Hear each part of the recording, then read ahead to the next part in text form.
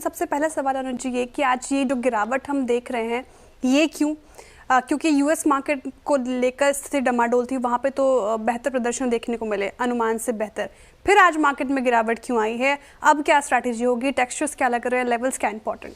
बिल्कुल, देखिए मार्केट में आज सबसे बड़ा सवाल यही है कि अचानक ये गिरावट आई क्यों। और आई थिंक खास तौर से अगर आप देखें मार्केट में ये गिरावट जो है ये बड़ी गिरावट है और मिड कैप और बैंक निफ्टी यहाँ पर गिरावट जो है इस समय ये थोड़ी सी आप ज़्यादा देख रहे हैं। आई थिंक एक रीज़न जो मार्केट को थोड़ा सा गिरा रहा है वो है कोविड केसेस।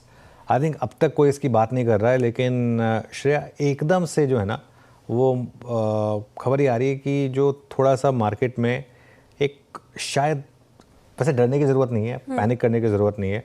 और ये तो इसके साथ तो जैसे कहते हैं ना कि अभी भी शायद एंडेमिक फेज़ में है, लेकिन क्योंकि हमने काफ़ी समय से इसकी बात ही नहीं की है इस फैक्टर की, तो ये एक कारण माना जा रहा है क्योंकि एकदम से सर्ज आया है। भारत में सर्ज आया, एकदम से सिंगापुर में, हांगकांग में काफ़ी जगह पर सर्ज आया है। तो ये एक कारण माना जा रहा है क्योंकि देखिए बाज़ार इस तरीके से तभी गिरता है जब कोई एक नया कारण हो। अदरवाइज मार्केट के पास और कोई सच कोई कारण नहीं था जिसकी वजह से मार्केट गिर जाए। मतलब इसके अलावा मुझे और मार्केट में गिरने की और कोई वजह नहीं दिखती है। बाकी क्या एफआई की सेलिंग हुई, फ्रेश शॉर्ट प्रेस हुए, वो सब सिम्टम हो सकते हैं। डिसीज़ ये है, ये मेरा मानना है, मैं गलत हो सकता हूँ, लेकिन क्योंकि अदरवाइज बाकी जो भी मार्केट में था वो प्राइस में था, तो उस वजह से ये आई थिंक एक फैक्टर हो सकता है। क्योंकि जिस तरीके से मिड कैप गिरे क्लियरली एकदम से मार्केट को एक अननोन फैक्टर आया है और वो अननोन फैक्टर की वजह से मार्केट में इस तरीके की गिरावट आई है। जो भी है आखिरी का 1.5 घंटा काफ़ी क्रूशियल है मार्केट के लिए। और अगर आप निफ्टी 24,800 के नीचे बंद हुआ तो वो मार्केट के लिए बड़ा नेगेटिव होगा और बैंक निफ्टी के लिए वो लक्ष्मण रेखा करीब 55,000 की है। देखिए अब जहाँ तक निफ्टी पर अप्रोच की बात है, सबसे अहम सपोर्ट के अब हम नीचे ट्रेड कर रहे हैं। अब आप मान लीजिए इस चीज़ को, आज सुबह जो भी हमने लेवल्स मेंशन किए थे उन सब के नीचे अब हम ट्रेड कर रहे हैं। 24,800 के भी नीचे ट्रेड कर रहे हैं, तो ये अपने आप में एक बड़ा नेगेटिव है।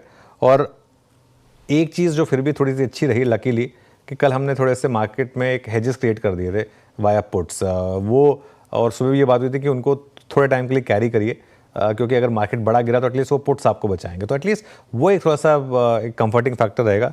लेकिन अगर मार्केट यहाँ पर क्लोज हुआ तो ये बहुत बड़ा नेगेटिव होगा मार्केट के लिए।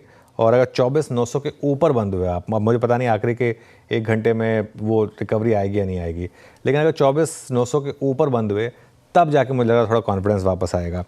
बैंक निफ्टी की जहाँ तक बात है, बैंक निफ्टी 54,800 से 55,000 ये एक मेक और ब्रेक लेवल है बैंक निफ्टी के लिए। अब हम डे लो पर हैं बैंक निफ्टी पर, और 54,800 के नीचे अगर आप बंद हुए तो मुझे लग रहा है कि शॉर्ट पोजीशंस को थोड़ा सा एक जोर मिलेगा यहाँ पर।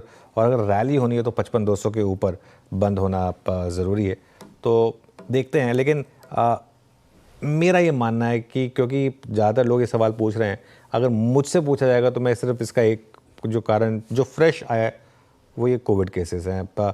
आई नो इस समय थोड़ा सा इसके बारे में बात करना लोगों को अजीब लगेगा, बट फैक्ट ये है कि ऑल ऑफ अ सडन यहीं से एक मतलब मुझे उसके अलावा और कुछ नहीं दिख रहा है कि इसकी वजह से मार्केट गिरा, और मतलब इसके अलावा बाकी सब समीकरण जो हैं वो हमारे फेवर में थे।